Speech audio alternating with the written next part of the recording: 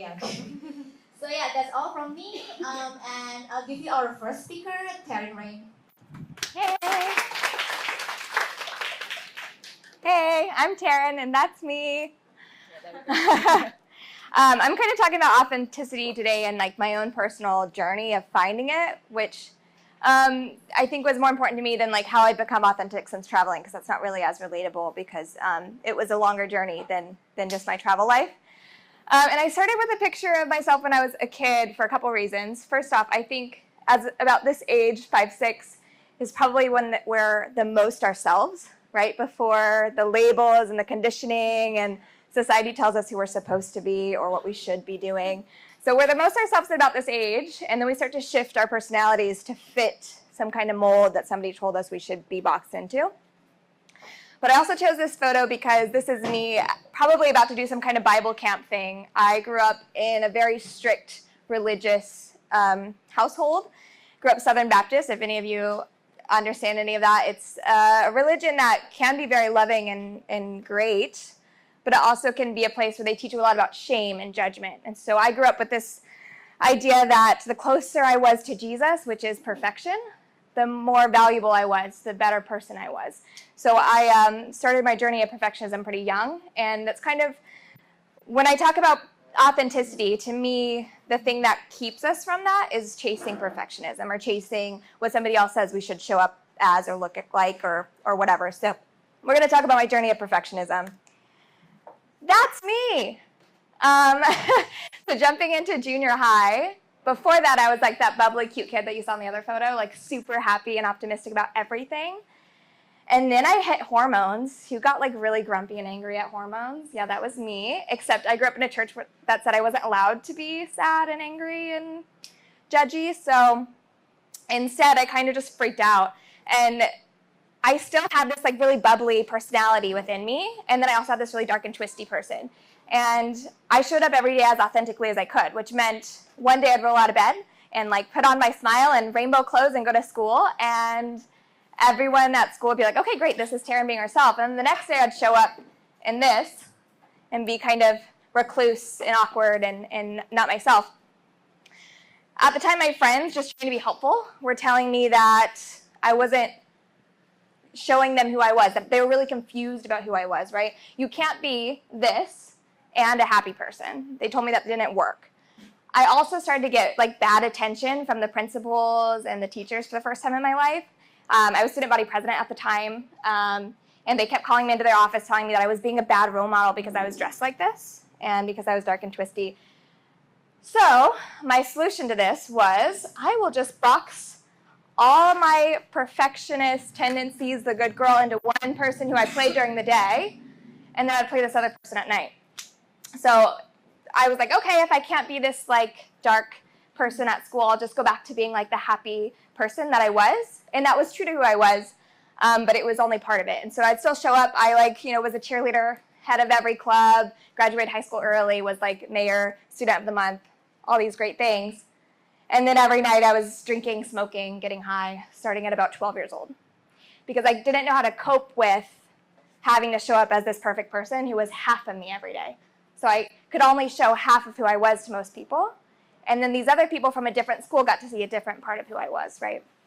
It was also at this time where I started to get really comfortable with labels, because people always said it was really confusing who I was. They couldn't understand who I was. So I said, okay, I'm going to stop explaining who I am and just present myself behind labels. I'm like the vegan, the cheerleader, student body president, so-and-so's girlfriend, right? And then I don't have to explain who I was. I just took on these roles and these labels as who I was. So, of course, dark road here. In college, thankfully, I stopped with the drugs and the alcohol because I couldn't keep up with it. I got kind of bored of that. It wasn't really working anymore. It wasn't helping me cope. So instead, I took on workaholism. Any workaholics in here? Yeah, okay, great. So that was a coping mechanism for me. It probably is for you. So I got into college, and I was like, okay, I'm just going to work my butt off. I worked 2 full-time jobs while in school. I do not suggest anyone do that.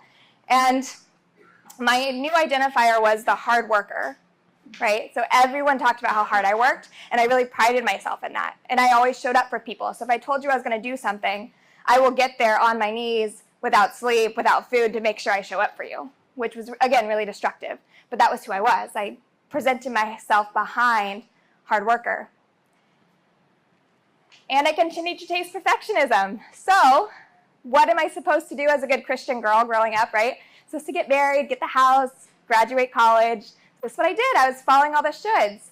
And a lot of me thought that this was who I was. Like, this is definitely what I want. This is who I am.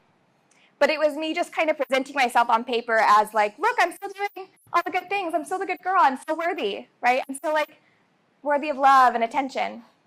So this episode I got married. I did all the fun things. I even had a blog at this time. You can probably still find it. It's terrible. Called Yoga Mats and Cowboy Hats. Yeah, not a great name. But I like prided myself in the fact that like before I got married, I had read all the books on being the perfect wife, right? I'd read all the blogs on being like the perfect homemaker, showing up perfectly. And so I knew what the hell I was doing, and I was going to write a blog about it, about how perfect I was in my world. Unfortunately, this same girl was having panic attacks almost every night, exhausted, drained. And at the same time, I was pushing people out of my life. So I was showing up perfectly. I wanted my husband to put me on this pedestal of like, look at my perfect wife, right? And he did. But he put me on this pedestal and he was no longer able to reach me. He was like, you're so good. You're too good for me. I can't keep up. I'm just going to give up on myself and give up on the marriage. Because he had put me on this pedestal because I wanted to be there, right? Perfectionism is exhausting and it doesn't work. Thankfully, during the marriage, I found yoga. Well, I had found yoga prior to that, but now I started teaching because I was like, some things need to rescue me. This workaholism, this perfectionism is not working anymore. I need something else. So, signed up for yoga teacher training. And the beautiful thing about this was during my training and when I became a teacher, for the first time in my life, people saw me fully, exactly who I was, flaws, raw, vulnerable, emotional, and they liked me as I was, completely raw. And more importantly, they kind of held up a mirror metaphorically to me and was like, this is who you are, value her, right? So for the first time in my life, I was like, okay, I've got to start stripping away, which was really, really hard, right? I had to like give up this perfect life. I had to eventually leave my husband, leave like the chickens and the dogs and the cute stuff and dive into me.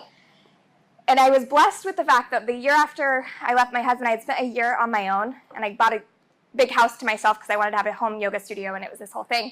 But it was really lonely, right? I spent so much time now in this 3-bedroom house by myself. And the beautiful thing was it really helped me to focus on the kind of company I want to keep when I'm just by myself, right? Like who do I want to show up for when it's only me? And so I started to really peel back the layers. Like who am I really besides all this shoulds? Like I had already disappointed everyone by getting married at 21 and then disappointing everyone again by getting divorced at 24. So like, cool, I can stop trying to like please anyone else and show up for just me. And so I spent a lot of time. At the end of that year, I sold all my belongings, began traveling the world. Now I'm here in Bali 2 years later. It's amazing. But it took like that layering. So for me, authenticity is less about like figuring out who you are and more about like removing all the shoulds, removing all the things that people have conditioned you to know, trying to figure out who you were, what kind of personalities you liked. If you loved drawing and somebody told you your drawing was shit as a kid, when did you give that up? Like coming back to that, coming back to who that kid was before you gave up on her. This is one of the things I love telling people, that you're under no obligation to be the same person today that you were yesterday. Like I love reinventing myself every single day because I no longer have to explain to anyone who I am or why I've changed. I don't care. I do it for me and only me, and that's all that matters. So authenticity is about showing up as you want to be today, even if it doesn't make sense, and knowing you do not have to explain it to anyone at all, right? So let's break it down into like some easy steps, the lessons I learned along the way. And these are things that you can take into business. So of course, this is my personal story, but I've also slowly been figuring this out with business. It's taken me a little bit longer this time around. But again, forget about perfectionism. So perfectionism is like the biggest thing I see hold people back in their business. Like, why haven't you launched the website yet? It's not, perfect yet. Why haven't you put that blog post up that you've been working on for 6 weeks? That's just not right yet, right? Like, this is all of us. So I got to the point where I just said like 60, 70% of the way to perfect is great. Run with that, post it, you can edit it later. The thing with business as well is it's constantly evolving as you're evolving, especially if you've got like a personal brand. And it's the same thing. You don't have to show up exactly the way you were a year ago with your business. It can change and evolve, and we don't have to like figure it out exactly how you want it to be today. It can change, it can shift. Also forgetting about the shoulds. So I had to forget about the shoulds as an individual, but with my business, it took a lot longer because you go to all these talks and they're really great, but people are telling you, you should be doing SEO and you should be doing Instagram marketing and you should be doing Facebook ads and you should like should. And it's a lot and it's exhausting. And at some point we have to pause and say, okay, I've got lots of great advice from lots of people and I want to make sure I keep bringing that in, right? I want to keep learning. But at some point I have to pause and say, what makes the most sense to me right now? What feels right for me and my business? Instead of listening to all the chaos, pause and tune in with yourself. A lot of the times our intuition is going to tell us what to focus on, right? Instead of getting caught up in all the things that everyone else is doing. Cool? Give yourself permission to write your own rules. This is in business. This is in life. This is in dating.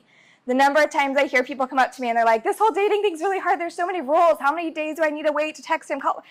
Make it up on your own, right, guys? Like, that's authenticity, being like, this is who I am. If you don't like it, I'm not dating the right person, right? Stop with the rules. Make up your own as you go along.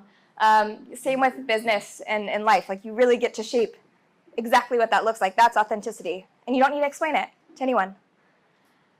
Last but not least is let people see you fully. And this one's really hard when it comes to business, especially those of you who have personal brands or just like a personal Instagram or whatever it is. We think that when we show up the more polished version of ourselves that we're really impressing people and that they're like, ooh, yeah, look how like polished and perfect her life is. I want to be like her. I want to send her my money or whatever it is, right? But that's not true. Again, it's that pedestal thing. You know, my husband put me on a pedestal as no longer reachable. When you show up perfectly in your business every day, when you're like polished, all your Instagrams are perfect, you're no longer reachable. People can't relate to you anymore. So you've got to show up and say, hey, this is who I am. I'm human. I'm flawed. I have a million like word error spellings in every single email. Ask Connor, like every email I send out, there's errors. And I don't care because I want people to know that like I'm not here to write the perfect email. I'm here to hit people in their hearts. That's more important to me, right? So just knowing that like you showing up and saying, hey, I'm flawed, I'm human, here's where I messed up. Sorry, I sent that email yesterday when it should have gone out Friday, like whatever, like just, hey, you're human. Stop chasing the perfectionism and let people see the flaws, whether it's in business, in personal life, in dating, whatever it is. So peel back the layers. I've got one like lesson for you guys to walk away with, one actionable. If this really hit home with you, if you're like, okay, this I really relate, there's a lot of connections to my story. I want you to go home and write out, I should, over and over and over again and fill it out. I should blank. I should blank. I like over and over and over again, write them all out. And then go back to that list and see what actually hits home with you. And cross everything out that doesn't. And start doing that over and over and over again for the rest of your life. Every time you feel like you should be doing something, evaluate if you feel like you should because somebody told you that or if because you actually want that to be part of your life. Cool? All right, we can definitely chat afterwards, but if you guys want to find me online, The Remote Yogi, I leave tomorrow night, unfortunately, so if you guys want to connect, make sure to hit me up online, and we'll see you next time I'm in Bali. Thank you.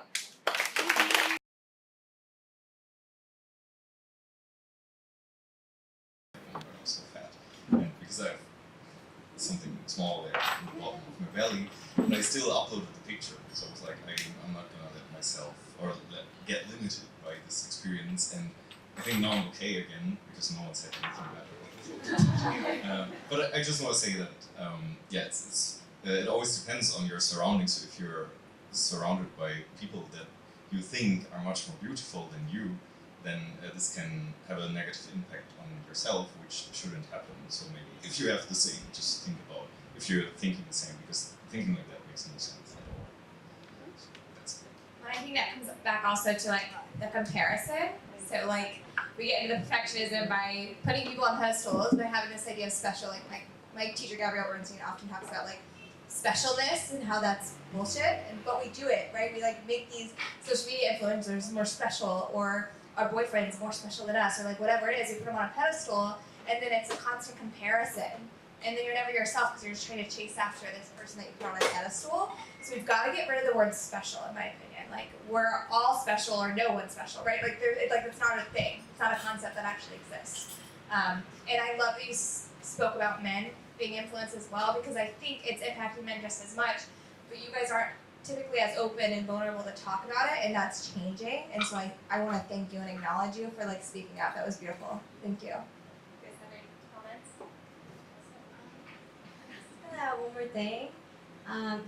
Don't ever let another person define who you are. And it really, I think comparison is just the most terrible thing that you can do to yourself. I always tell myself when I'm feeling insecure or when I feel like I'm not beautiful or whatever, I always tell myself, if this world doesn't think I'm beautiful, if no one in this world thinks I'm beautiful, I'm gonna make sure that there's at least one person who thinks I am, and that's gonna be me. If no one is gonna love me, I'm gonna make sure I love myself. So I think it's really good to really just tell yourself and be in it for yourself, and to not let other people get to you. You define who you are. You define what you think about yourself and how you feel about yourself. Thank you. Anybody has additional for that? Maybe some questions or okay.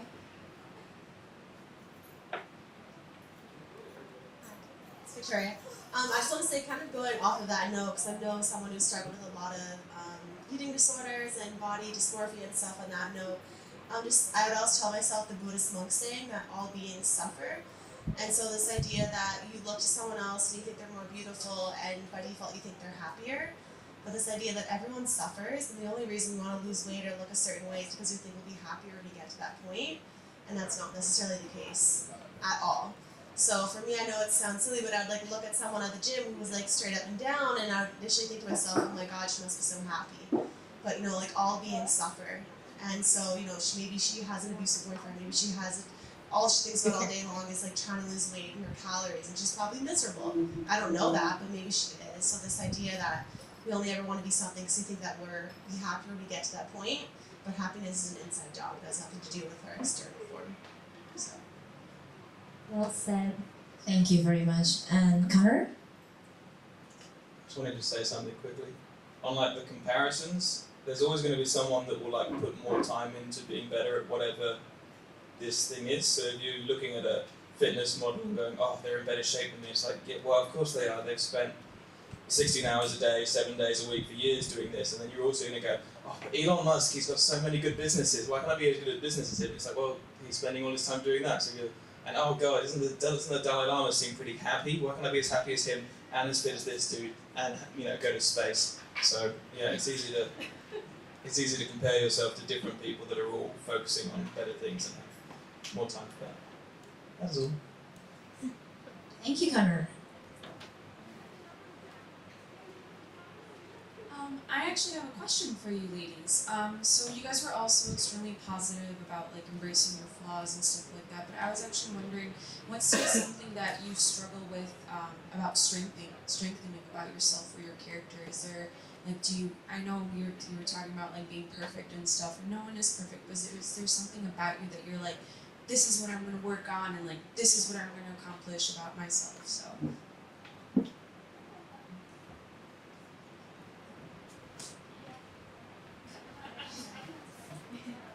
Okay, yeah, you guys can think. Well, I just gonna talk about state of anxiety, so this one's really easy for me to talk about. So again, at 11, 12 years old, when I first started dealing with issues, I got sent to counselor and got put on medication at that age, 11. So they pretty much told me something was wrong with my brain, and this is what we're gonna do to fix you. And so early on, I decided that like depression, anxiety, this made me less than other people, that like I was flawed because of this mental health. And so part of my learning to love me, I mean, there's 100 flaws I could list, right? But like the bigger one for me was my mental health, and knowing that like, how can I show up as the best yoga teacher, the best coach, like all the things that I do, knowing that I still wake up every day and have to deal with anxiety, because that makes me feel like I'm not the best role model in what I'm doing. So the biggest thing for me is I had to learn that also one of the things I thought was flawed, like my anxiety, has also been really helpful for me in different ways. Like because I have anxiety, I've been able to push myself to become the businesswoman that I am today.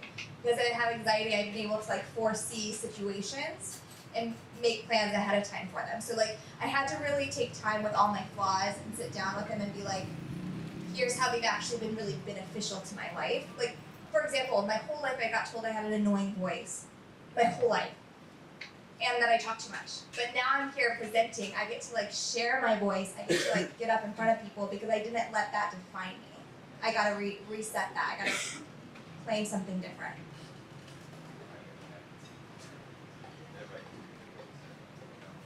So first of all, her voice is not annoying, but so also you said you want to be the perfect role model for someone, but I think especially being not the perfect role model for something helps because people have an easier time seeing themselves in you, and I think that's the big thing when you are someone that people look up to or that you want people to look up to.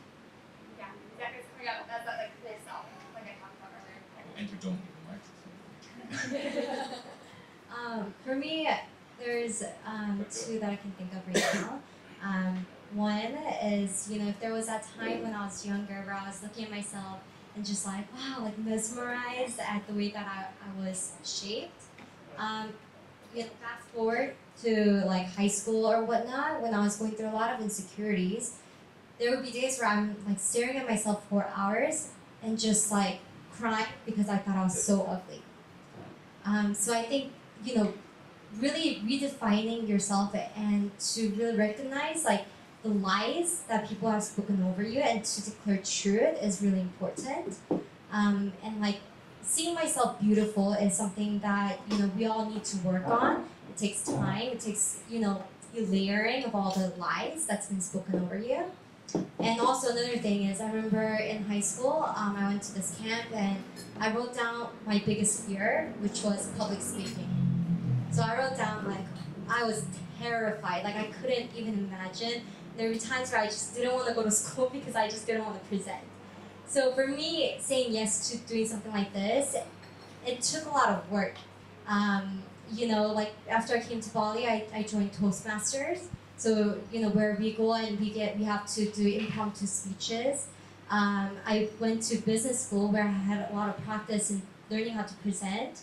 It was always fearful, but it's something that I worked on, and I told myself, never say no to an opportunity out of fear. So yeah, so I think just like a lot of practice and not letting fear, get to you, because we all have a voice and we all have something that we can share and to encourage one another. I think I understood the question a bit differently, and I will maybe answer it. So what I've noticed is that, especially because I spend a lot of time in an office in Tel Aviv where everyone is very loud and there's no filter, people think what they think. I noticed that whenever there's a feedback or critique, people have egos, and we take everything personally, and we become very defensive. At some point, especially when you are not in your early 20s anymore, you get older and you progress in your career and you work with other people, you have to kind of like suck it up and start listening what others are saying to you. And maybe realize that there is some truth to it. Because we all get defensive. No, but I meant it this way. Sometimes it doesn't matter what you meant because you were perceived a certain way. And this is how other people saw or understood. So your meaning is not as important as how you presented yourself. So quite often when people, like I said, when people say that and mention that to you or to us, we get super defensive. And that is one of those things that I was actually really working on. Whenever I had a conflict with let's say with my boss, I would really think about it later and really, really work on my behavior. Because it doesn't matter who's right. It doesn't matter whether I did it right and he understood wrong. What matters is that I should be able to communicate better. So I was actually mindfully, consciously working on that. Also, I think, we all love ourselves and we should accept ourselves, but, change, it's okay, and if we're out of shape, it's okay to want to be in shape.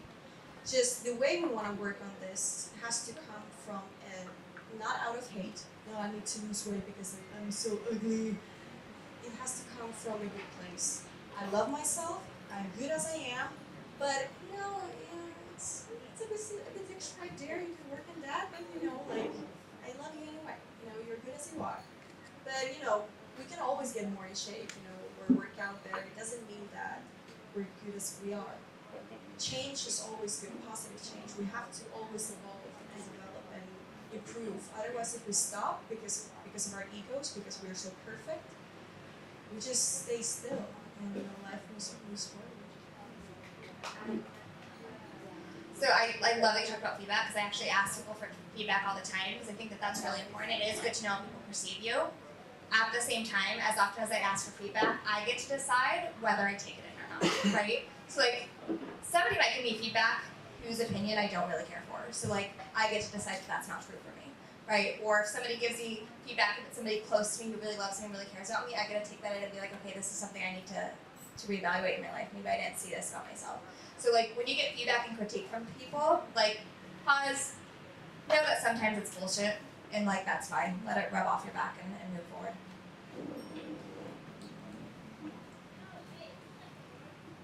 Hey, first of all, I just want to say how brave you three are. Like, seriously, like, sharing something vulnerable and then like something happened in the past is never easy. Especially you mentioned like you have fear of public speaking. I think it's just amazing, and then I think we all feel encouraged by you guys. But there's one thing I really want to ask individual. Like, if there's a time machine, just imagine that there's a time machine and you can go back to any point of your life and to encourage yourself.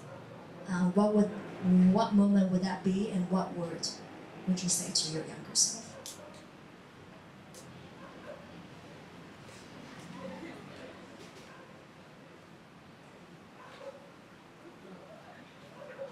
I can go again. Okay. Yeah. Well, because I already kind of told you guys, like, my turning point was definitely at that like 11-year-old age when I like started for the first time to like deal with hormones. Like, you start to get all these new ideas and like you start to change. And at that time, like, I thought it was wrong and that I was a bad person. So like, if I could go back at any point, I would have like held that girl and been like, you're gonna go through some shit. Like, here's what's happening in your body. Here's what's happening with your hormones, and it's okay. And you don't have to like be positive and happy every day. Like, as like a spiritual leader, like, we've got this concept of like, just be positive, just be happy, just smile every day. And I believed that for so long. And I wish somebody just helped me and was like, no, it's okay to be angry. Like, you're not a bad person because you had a bad day. And make that okay for me at that age. Because it would have like made it okay to like feel, instead of just hiding behind a fake smile.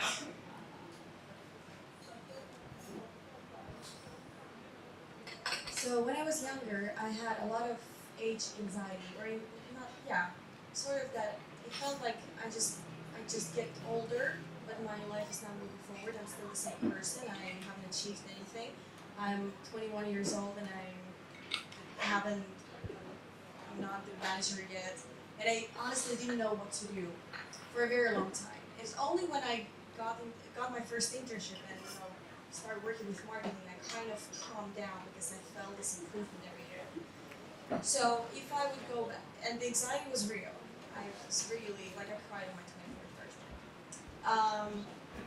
So if I would go back and if I had to say something to myself, I would just encourage myself, never stop looking and never stop trying. And by trying, I mean trying different things. If one thing doesn't work, like one job is not your dream job, at least you will know that it's not exactly what you want. But another will open up there because you will meet new people there, or you will learn new skills, or you will realize, oh, okay, this was not exactly what I wanted, but this, like, I learned this there. So life is a constant change and improvement. Like, never stop looking, never stop trying, and always develop yourself, improve yourself, try different things, and just I would worry a bit less. And I worried a lot. So.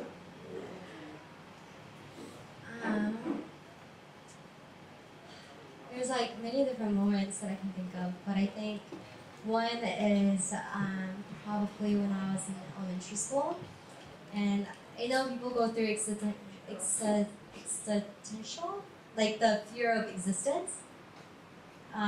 The word just kind of escaped me, but Existential. existential. Okay. Yeah. But that hit me in elementary school.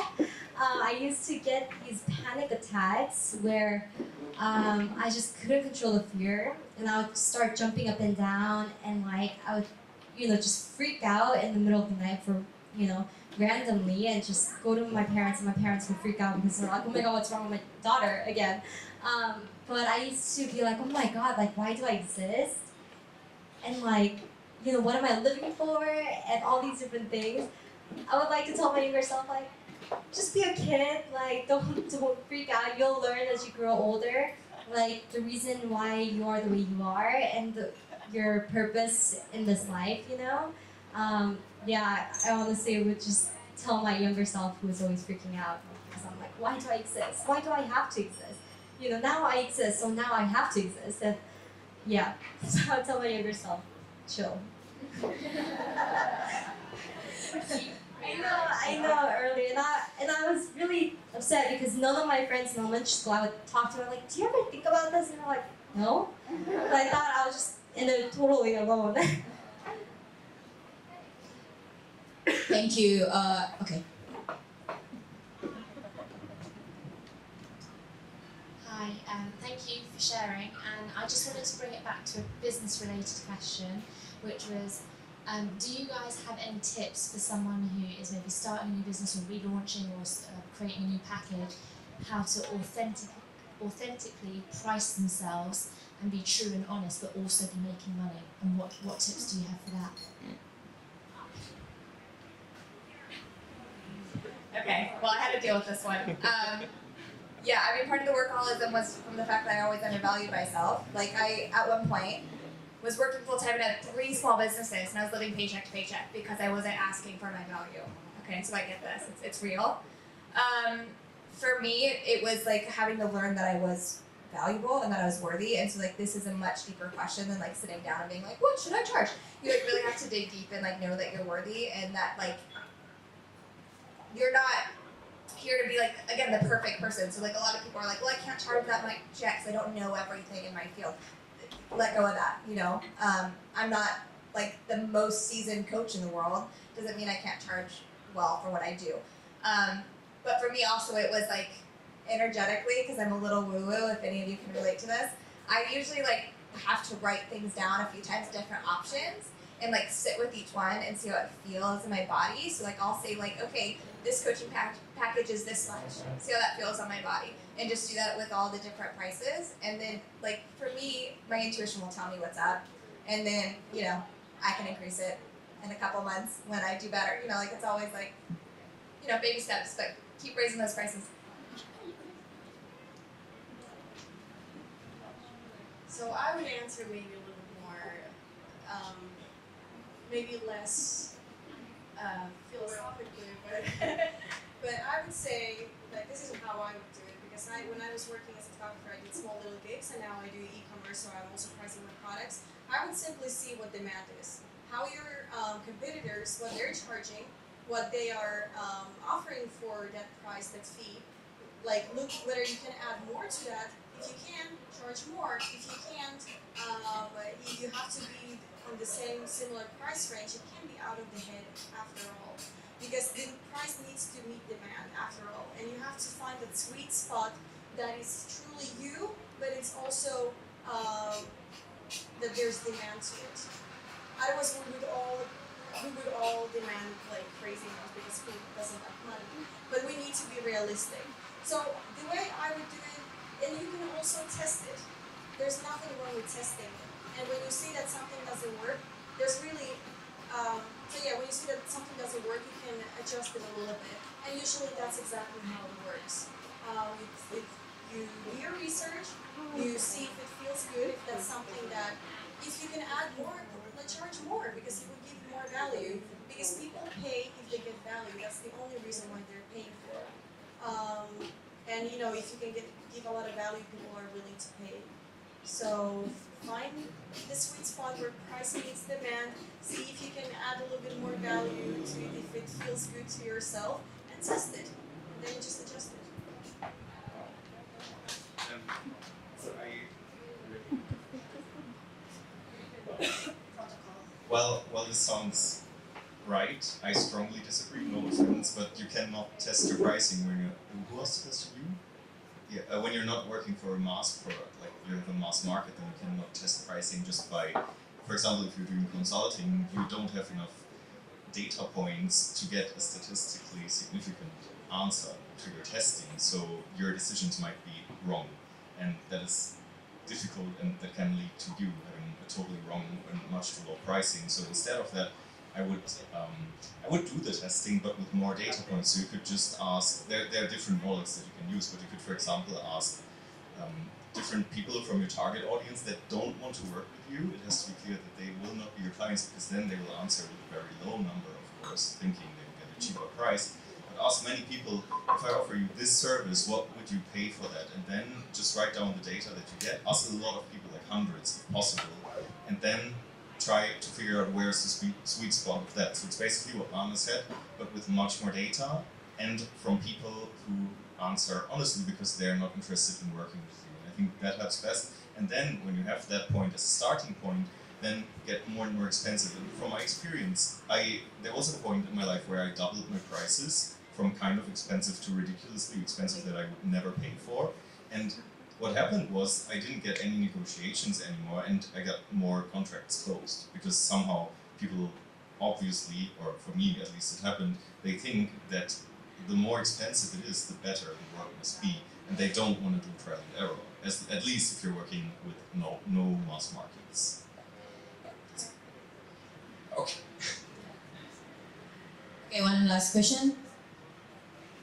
Sorry, we might be getting a little off topic from the the original thing, but about pricing, like I was just wondering if anyone in the room, I've heard like some people, like so I'm a designer and I think it's kind of similar to consulting, but what would be your thought on asking a client, like someone comes to you like, oh, I have this job, and then asking them like, well, why don't you tell me like what it's worth to you, instead of like putting up the price to them.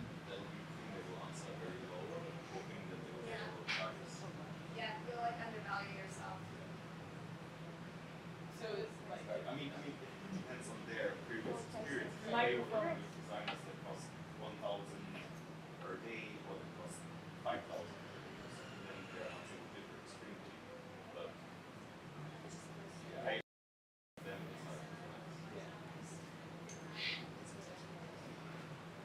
Okay, it's also about coming off confident.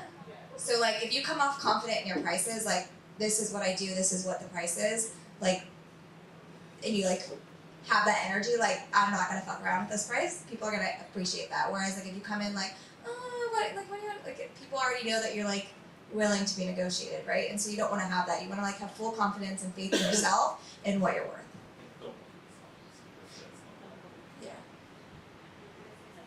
I just wanted to give an example. Actually, this photographer who I showed him at the beginning.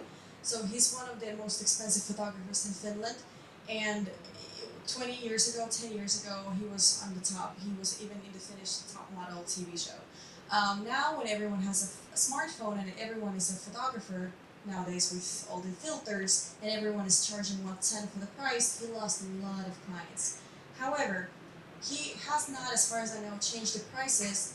And what is a result is that his clients are the top clients in Finland, those who are willing to pay for the very high quality.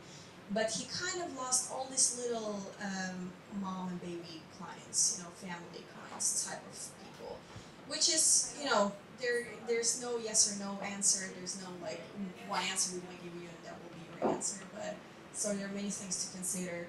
But I would not ask for what it's worth them, because they will always say it's a smaller price, and you sort of change your quality of your work, like your perception that how they look at you. It's not anymore this high quality that people pay $1,000 for their bags just because there's LV on them. If next year there will be another bag with 1, 2, 3, and we give them the same symbol, you will also pay $1,000. It's all about marketing. It's all a symbol. How you perceive it. It's all a value. It's all in our heads.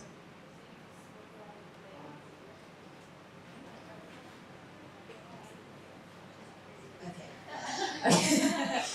Okay, I want to say thank you once again for the speakers for being so open and vulnerable in front of us.